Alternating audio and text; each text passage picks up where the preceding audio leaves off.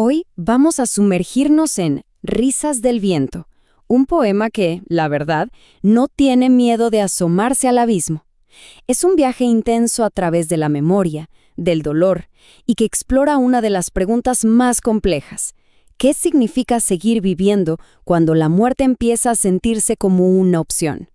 Y bueno, esta pregunta es el centro de todo, es el motor de este análisis. Va a ser como la brújula que usaremos para navegar cada verso y nos pone a pensar desde el primer segundo.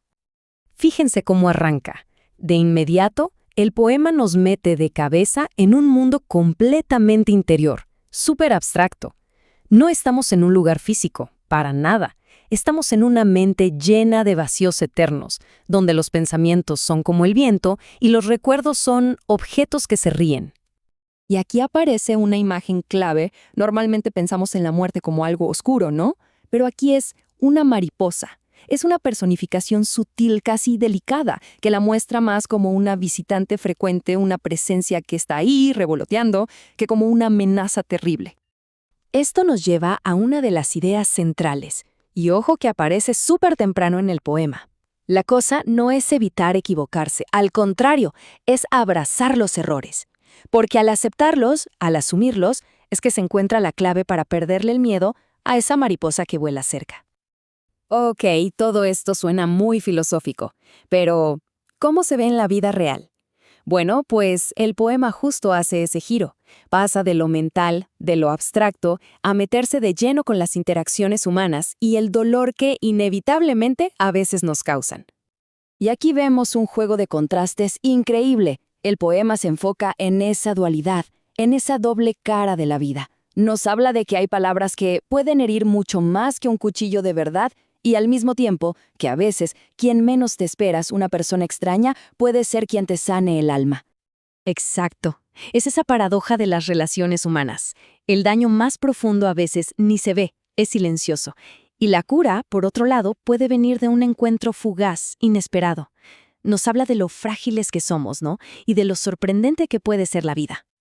Y ahora llegamos al corazón del poema, a su estribillo.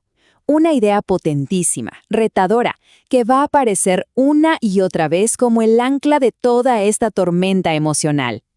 Esta es la primera vez que lo leemos. Y fíjense, la muerte no se presenta solo como un final, se plantea como una posible liberación de un dolor que no para. Es una idea perturbadora, casi una seducción, que vamos a volver a escuchar. A partir de aquí, el poema se pone todavía más personal.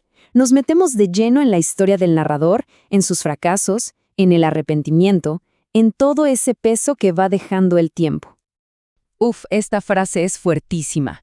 Lo que nos dice en el fondo es que juzgar si algo fue un fracaso, eso solo se puede hacer al final de todo. Mientras estemos vivos, lo único que hay es el intento.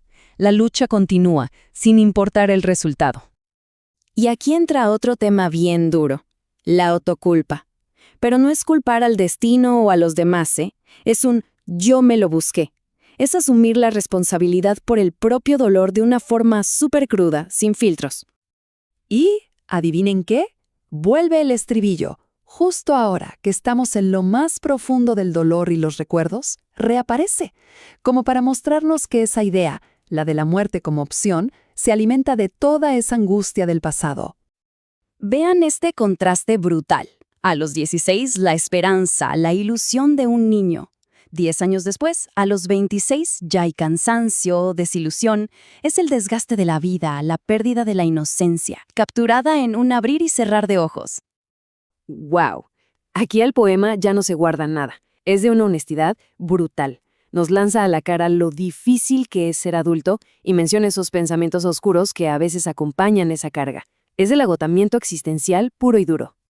Y con todo esto como antesala, llegamos al clímax, al punto de quiebre. Lo que sigue es visceral. Es una descripción casi sin aire de una crisis interna en su momento más intenso. La crisis empieza en el cuerpo, con esa sensación tan conocida, ¿no?, de tener un nudo, un puño en la garganta, que no te deja ni hablar ni llorar, que te ahoga.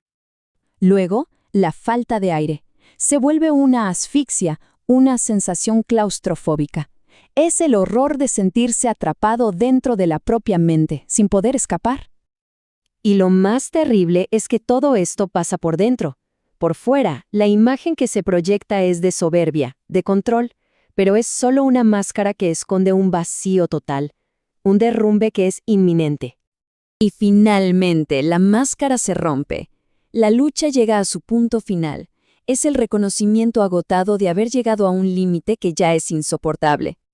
Y en medio de todo ese caos surge esta pregunta, que es demoledora, porque aquí está el verdadero nudo del problema.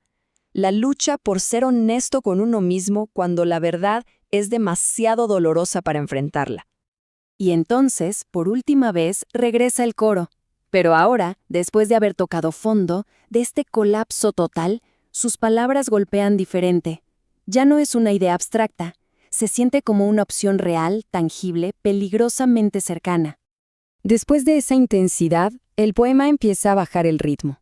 Estas últimas frases se sienten casi como susurros, como la calma extraña que llega después de una tormenta muy fuerte. Es como si, por fin, el viento se calmara. Y para cerrar, el poema nos lleva de vuelta al principio. Pero esta idea ya no es solo un pensamiento. Ahora es una conclusión ganada a pulso, forjada en el fuego de todo ese dolor.